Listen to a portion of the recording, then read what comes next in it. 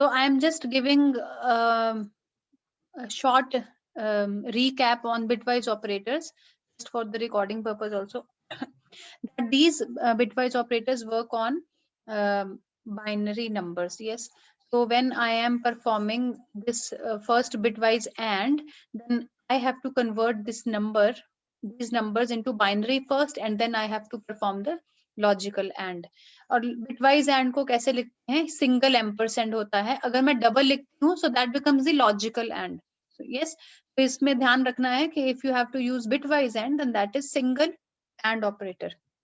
Yes, तो इसमें अब कैसे ये परफॉर्म होगा? आपको पता है कि जो परफॉर्म जो होगा वो लॉजिकल एंड, जो आप ट्रूथ टेबल लेते हैं एंड का, वही परफॉर्म होगा. That is on, you already know that that is performed on 0 and 1. ठीक है, तो ऐसे जो जैसे एक्सप्लेन किया है, तो आप इसको इम्प्लीमेंट कर सकते हैं. 1 and 1 is 1, 0 and 1 is 0, 1 and 0 is 0, and 0 and 0 is 0. Yes, so that again to convert this result into decimal, and finally you will get the answer. Similar with is with the OR. OR may you have to follow the truth table of OR, and then you have to implement this bitwise OR on the data. Then you have exclusive OR. Exclusive OR में हमारा जो truth table रहता है, there we have, if I have opposite bits, then it will give 1 result, and if I have same bits, then it will give 0 result. And, the method is similar, that you have to transform or convert the data, the numbers, into binary, and then you perform this XOR table on the data, and then finally you convert that the output into decimal form. Then we have shift operator. Shift में हमारे पास में आपके bits जो हैं shift हो जाएंगी, left shift and right shift. So we have left shift. So here it is written 2, left shift 1. इसका एक shortcut है हमारे पास में, जो हमने already discuss किया है, that if you want to get the value, then the final result, then you can multiply the number by 2 raised to power n. n means कि आप कितना नंबर, कितने प्लेसेस तक उन बिट्स को शिफ्ट करना चाहते हैं. ऐसे जो हमारे पास में राइट शिफ्ट ऑपरेटर होता है, there we have a shortcut where we can divide the particular value by 2 raised to power n. Again, n is the number of places where the bits should be shifted, yes, towards the right side. So now I have given you this. A is equal to 60 and B is equal to 13. You just convert it into binary numbers, and then you perform the bitwise operators, and bitwise OR with exclusive OR, left shift, right shift. Left shift में आप कुछ भी यहाँ देख सकते हैं, left shift 2 कर सकते हैं, right shift 2 कर सकते हैं. Then finally you can perform the negation operator. Yes. So you will get these answers. You can verify जो आपने अभी किया है. So if I take A and B, so result will be 12.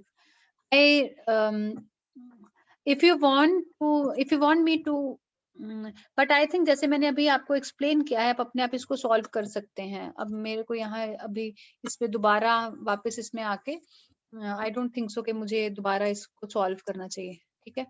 Then A or B, and that will come out to be 61. आप अपने इससे verify कर लेना result से. Yes. A exclusive or B will come out to be 49. आपको जो result मिलेगा वो ये right hand side में जो binary दिया हुआ है वो मिलेगा, and then you have to convert it into decimal. Yes. Then not A, that will not, अगर A का 60 करते हैं तो आपको एक output आएगा. Then left shift operator, if you shift bits 2 places to the left, then it comes out to be 20. अगर right shift operator perform करते हैं इस पे A पे, then it comes out to be 15. इसको आप directly ऐसे भी use कर सकते हैं. This is a normal program that you can implement on your system on the compiler. Here I have int I is equal to 5 and j is equal to 7. C हमारे पास में is another extra variable where I am performing these operations. I and j, फिर आप उसको print करा सकते हैं. I and j means I bitwise j.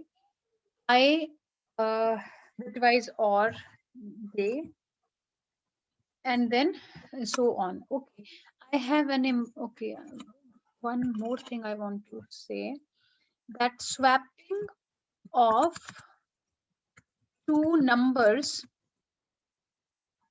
swapping of two variables, ठीक है, numbers without using third variable, that is also possible with the help of exclusive OR operator. इसको हम exclusive OR operator जो बोलते हैं ना, ठीक है, इससे भी हमारा possible है. So how if I take int x comma y, तो आप इसको scanf कर लेना, ठीक है, तो इसको scanf अपने आप से कर, there you can perform x equal to x exclusive or y, इसको x में डालिए, then I again perform this x exclusive or y and I put this into y, yes, y, and I again repeat this step. Oh, I again repeat this step. So if you will now print the value, if you will now print the value of इसमें x and y की value को यहाँ print कर लेना अपने आप से, %d, you already know %d हम लगाते हैं, the value of x is %d, y is %d, quotes बंद करके comma x comma y, yes. तो आप यहाँ पर प्रिंट करके देखेंगे तो जो ओरिजिनल वैल्यू आपने इनपुट कराई है 7th लाइन में वो यहाँ पर प्रिंट करा सकते हैं, ठीक है, और फिर आप यहाँ पर जब कराएंगे तो वो स्वैप्ड वैल्यूज आएंगी. तो अर्लियर आपने a प्लस b या a माइनस b ऐसा कुछ लेके में भी अपनी लैब में किया होगा. So with the help of exclusive OR operator, if it is asked specifically, then you can go through this logic. Fine. Okay. Then we have a few other operators. We have few other operators. First is size of operator. वो आपको पता है, आपने size of operator already implement किया है, हमने पिछली classes में भी इसको डिस्कस किया था. Then I have normal ampersand. अगर मैं एक और सिंपल ampersand लिखती हूँ, see, एक तो है कि मैं एक नॉर्मल a ampersand b लिख रही हूँ, a ampersand b. So this means that it is bitwise AND operator, ठीक है, तो ये bitwise AND operator है. Then अगर मैं लिख रही हूँ डायरेक्टली किसी एक ऑपरेंड के आगे लिख रही हूँ, so that means it is address of operator. Yes, operator, ठीक है. तो अगर आपने ये देखा होगा scanf में हम इसको लिखते हैं %d लगाया आपने, कहाँ गया %d, और फिर आप डालते हो %a, ऐसा कुछ डालते हो ना. तो ये जो चीज होती है यहाँ पर एड्रेस ऑफ ए होता है. तो ये जो एक ऑपरेटर है, this is called address of operator, अगर ये सिंगल एक ऑपरेंड के साथ में है. Yes, so this is another operator. तो it will give you the address of a. तो ये जब हम लिखते हैं scanf, इसका मतलब कोई वेरिएबल, कोई पर्टिकुलर मेमोरी किसी एड्रेस पे पड़ा है, तो इसके पर्टिकुलर एड्रेस पे जाकर जो वैल्यू इनपुट हो रही है वो जाकर वहां पर स्टोर हो जाए. ठीक है, हम पॉइंटर्स में पढ़ेंगे इन डिटेल, उसमें खूब सारा इसमें पढ़ेंगे इसके बारे में. Then I have star operators. Star जो होता है that is used for pointer. ठीक है, इसको हम वैल्यू एट एड्रेस बोलते हैं. ये दोनों हम मेनली हम पॉइंटर्स में पढ़ेंगे. Yes, then we have ternary operator और कंडीशनल ऑपरेटर. टर्नरी ऑपरेटर या फिर इसको हम बोलते हैं कंडीशनल ऑपरेटर. कंडीशनल ऑपरेटर, ठीक है. तो ये होता है हमारे पास में क्वेश्चन मार्क एंड कोलन. इसके लिए एक नॉर्मल एग्जांपल मैं दे रही हूँ. If I have to write a greater than b, if I have some condition, yes, so I will put this condition, any condition I have, I will put that condition in the bracket. yes, तो यहाँ इस bracket के अंदर, इस round bracket के अंदर मैं कोई कंडीशन डाल दूंगी. ठीक है, let us suppose I right a greater than b. yes, तो यहाँ मैं स्मॉल a लिखती हूँ. yes, so that यहाँ then this question mark you can say that it is for then. तो यहाँ मैं printf कर देती हूँ a is greater. yes, उसके बाद में else, this colon is for else. अगर फर्स्ट कंडीशन ट्रू नहीं है देन सेकंड कंडीशन आप क्या करना चाह रहे हैं, then I can write printf b is greater. yes, उसके बाद में मैंने इसको किया बंद. ठीक है, इसका मतलब क्या, now I am telling you, यहाँ पर हम क्या करते हैं, ब्रैकेट के अंदर आप कोई भी कंडीशन डालिए. After that if this condition gets fulfilled, ये question mark you can say that it is for then. तो जो भी ट्रू वाला पार्ट होगा वो हम क्वेश्चन मार्क और इस कोलन के बीच में लिख देंगे. ठीक है, और इस कोलन के बाद में जो भी फॉल्स कंडीशन, जब ये कंडीशन फॉल्स हो जाती है तो फिर क्या होना चाहिए, तो फॉल्स के लिए जो स्टेटमेंट्स रखेंगे वो हम यहाँ पर रख देंगे इस एरिया में. ठीक है, कोई भी कंडीशन जो है वो यहाँ ब्रैकेट में रख देंगे. आफ्टर दिस क्वेश्चन मार्क अगर ये कंडीशन ट्रू हो जाती है तो जितनी यहाँ स्टेटमेंट्स हैं दीज विल बी फॉलोड. अगर ये कंडीशन फॉल्स हो जाती है so these statements will be followed. तो ये वाला पार्ट एग्जीक्यूट नहीं होगा, तो सिर्फ नेक्स्ट वाला ये फॉल्स वाला पार्ट हमारे पास में एग्जीक्यूट होगा. ठीक है, ये इसको हम बोलते हैं टर्नरी ऑपरेटर या कंडीशनल ऑपरेटर. यस, तो जैसे यहाँ पर लिखा है कंडीशनल ऑपरेटर, सो आपकी ये पीपीटी में लिखा है कंडीशनल एक्सप्रेशन. यस, तो somewhere you can be asked ternary operator. yes, so you have to remember that it is also called ternary operator. fine, okay, so this is examples of size of, ये हमने already ऐसा किया हुआ है, you can go through this. conditional operator के आप example देख लीजिए. see this, I am just copying it so that it is more visible here. ठीक है, तो मेन में हमने 3 वेरिएबल्स लिए हैं a b c. a को असाइन किया है 10 value. We know that this equal to is the assignment operator. Yes, तो 10 असाइन हो गया है a को. Then I have, now you have to consider this line b is equal to a equal to 1. Then ये question mark दिया हुआ है 20:30. What does that mean, इसका मतलब है ये टर्नरी ऑपरेटर है. यस, ये हमारे पास में टर्नरी ऑपरेटर है, ये वाला पार्ट. यस, इसके आगे जो सब कुछ दिया हुआ है वो क्या है, वो कंडीशन दी हुई है. यस, तो चलो यहाँ इसको देखते हैं क्या है. तो we will just check the fourth line. Yes, okay, so here it is written b equal to, ये क्या है, असाइनमेंट ऑपरेटर है. Yes, this is the assignment operator. तो असाइन क्या होगा वो यहाँ पर हम पहले वैल्यू को देखेंगे. यस, तो हेयर ये जो डबल इक्वल टू है वो हमने लास्ट क्लास में पढ़ा है दैट इट इज, ये किसके लिए होता है, इट इज रिलेशनल ऑपरेटर. ये कंपैरिजन करेगा a का 1 के साथ में. अब a की वैल्यू क्या है, 10 है, तो here it is compare 10 equal to 1. तो is 10 equal to 1?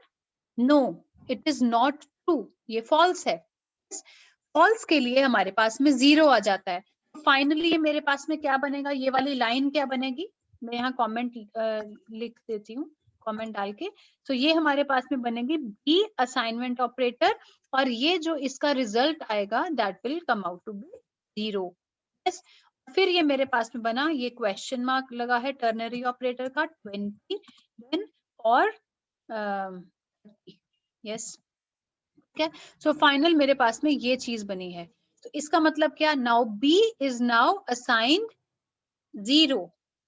Yes, when b is assigned 0 मतलब ये कंडीशन आपकी फॉल्स हो गई है, इसका पूरा रिजल्ट 0 आ रहा है, it means it is false. Yes, false के लिए क्या आ जाएगा आपके पास में, 30. यस, 30 मतलब अब आपके पास में 30 जो वैल्यू आ गई है, if you print that now will be assigned to b and the value of b is 30, that will get printed. Fine. उसके बाद में हमारे पास आता है a equal to 10 which is true. c is now assigned 1. C is assigned 1. Okay.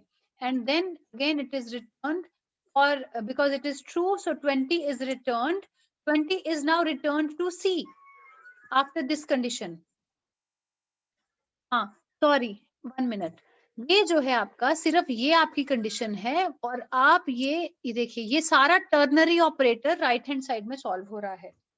Yes, पूरा ternary operator में आपके पास में बी को जो assignment operator, I am sorry, ये इधर आएगा, यहाँ पर ये 30 असाइन हो गया, ये होगा। तो what you can do, you can first solve this whole right hand side, I am sorry, हाँ। Now you have to take care कि हम जो असाइनमेंट ऑपरेटर होता है वो सबसे एंड में सॉल्व करते हैं, उससे पहले राइट हैंड साइड का सारा यहाँ पर सॉल्व होगा सिस्टम, ठीक है। ये पूरा जो पार्ट है हमारे पास में, ये टर्नरी ऑपरेटर का पार्ट है। इफ ए जो 10 है, 10 equal to 1, no it is not true, तो हमारे पास में 30 वैल्यू है जो 30 बी को असाइन हो जाएगी, मतलब ये फॉल्स है, तो मतलब फॉल्स का पार्ट क्या है, 30, and now all this will now go away and 30 will be now assigned to B। इसलिए क्या है, जब आप प्रिंट एफ करेंगे B की वैल्यू को, वो 30 यहाँ पर प्रिंट हो जाएगा। yes, similarly in the 8th line, now you have to be careful, again you have to solve the whole expression first, and जो भी इसका रिजल्ट आएगा उसकी वैल्यू C में असाइन हो जाएगी। yes, ये इसलिए हम सब कर रहे हैं क्योंकि ये जो असाइनमेंट ऑपरेटर होता है ना, ये सबसे एंड में सॉल्व होता है, इससे पहले हमें राइट हैंड साइड का सारा एक्सप्रेशन सॉल्व करना पड़ेगा। फाइन, तो a की वैल्यू से 10 है, so 10 equal to 10, yes it is true. जब 2 है मेरे पास में तो मैं 20 रिटर्न कर रही हूँ, तो इसका सारा ये मेरे पास में हट जाएगा, और 20 जो 2 में है, that will be assigned to C। तो यहाँ पर जो C की वैल्यू अगर आप प्रिंट एफ करते हैं तो मेरे पास में क्या आ जाएगा, यहाँ 20 यहाँ पर प्रिंट होके आ जाएगा। So that is how this ternary operator works। yes, okay, so we have only 1 minute left। if you, I will not ask you any query now, okay, so let's, I hope you will you have got all this lecture, and its recording will be shared today only। Okay? Okay, thank you।